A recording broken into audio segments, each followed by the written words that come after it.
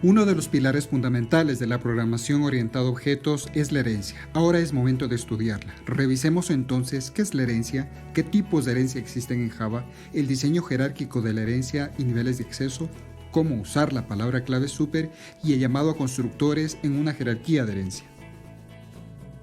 Para iniciar, definamos qué es herencia. La herencia es la forma de reutilizar software creando nuevas clases a partir de otras, mejorando sus capacidades de forma que se especialice o extienda la funcionalidad de clases existentes, se optimice la cantidad de código, permita un diseño jerárquico de clases y finalmente oculte la información, logrando así el encapsulamiento de datos. De esta forma, la herencia cumple con la relación entre clases es-1. Por ejemplo, los docentes son personal UTPL y los de servicio igual. O por ejemplo, los investigadores son docentes e igual son personal UTPL. Ilustremos gráficamente la definición de herencia indirecta, la que consiste en heredar de una clase hija un nivel más arriba de la clase padre inmediatamente superior.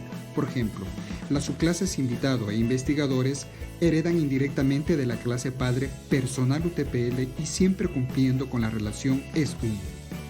La herencia es posible gracias al diseño jerárquico entre clases, en donde existen clases padre o también llamadas superclases y clases hijas o también llamadas subclases. Y claro, gracias al diseño jerárquico existen subclases que pueden ser a la vez superclases. A continuación ejemplifiquemos esto. Aquí verificamos que las clases C2 y C3 son tanto super y subclases, es decir, son superclases al respecto de C4, C5, C6 y C7 y son subclases al respecto de C1. Esto gracias al diseño jerárquico de la herencia. Los miembros protegidos en una jerarquía de herencia tienen un nivel de acceso intermedio entre público y privado. Lo protegido de superclases y subclases se puede usar con las palabras reservadas dis y super, pero solo dentro de un mismo paquete. Los niveles de acceso público y protegido se heredan desde las superclases hacia las subclases. Por ejemplo, aquí los atributos de la clase empleado como nombre, cédula y salario son heredados hacia las clases hijas director y operario, mientras que su atributo fecha de nacimiento no es heredado hacia sus clases hijas porque tiene un nivel de acceso privado.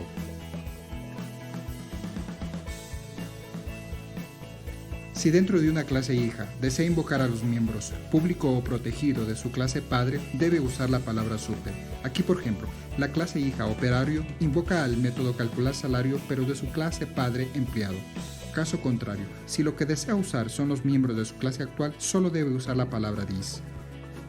Cuando una clase hija hereda de su padre, los constructores también se heredan, o más apropiadamente se invocan por defecto, o también pueden ser invocados explícitamente con super. Por ejemplo, podemos observar que director invoca de forma explícita al constructor con 3 parámetros de su clase padre y luego define 2 constructores propios sobrecargados, uno vacío y otro con 2 parámetros. Si una clase se deriva de otra, su constructor invoca primero a los constructores de las clases que se encuentran en niveles superiores. Por ejemplo, director A invoca jerárquicamente sus constructores desde el primer nivel. Estos son, primero el constructor de empleado, segundo el de director y finalmente se invoca a su propio constructor. En la jerarquía de invocación de constructores, el último constructor que se invoca es el constructor de la clase Object. Esto porque la clase Object es la clase padre de todas las clases del API de Java. El código restante del constructor de la clase actual es el último en ejecutarse. Ahora apliquemos lo anterior desarrollando este primer caso de estudio. Si desea, ponga en pausa el video y lea detenidamente el problema propuesto. Una estrategia para analizar un problema y extraer las posibles clases, atributos, métodos y requerimientos es resaltar los nombres de clases, subrayar sus atributos y métodos y otras marcas en los requerimientos como vemos aquí.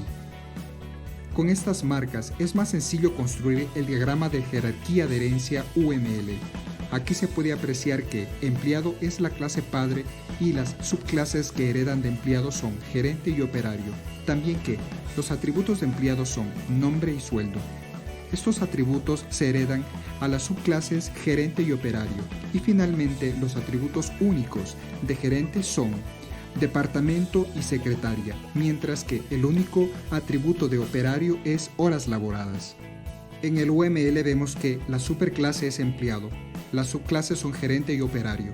Gerente y operario podrán acceder a los atributos públicos del padre marcados con el signo de más, es decir, nombres, y todos los atributos y métodos públicos y protegidos, pero que estén dentro de clases de un mismo paquete.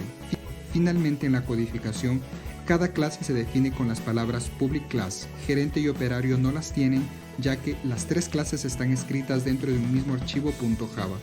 Y para heredar una clase usamos extends, seguido del nombre de la superclase de la que hereda. Aquí podemos observar la solución completa. Puede pausar el video para analizar las definiciones de cada clase, así como la clase que prueba a empleado, gerente y operario.